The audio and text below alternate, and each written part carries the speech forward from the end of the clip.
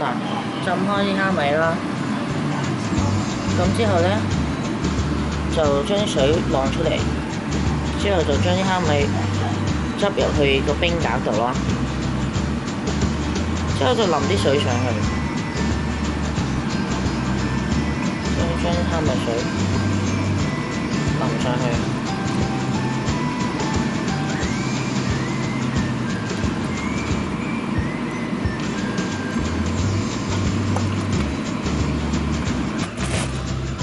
之後就擺落雪櫃雪啦，咁雪到佢變咗冰之後咧，攞出嚟，就係蝦米冰粒噶啦。咁雪完出嚟咧，甩咗帽就係呢啲啦，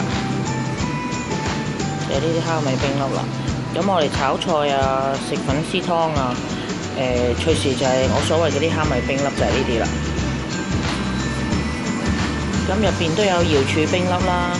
咁都係一樣做法啫，浸開咗啲瑤柱之後擺落去雪冰佢 with 啲瑤柱汁。咁咧需要嘅時候咧，隨時擺一粒落去咧係好過落雞粉咁鮮嘅。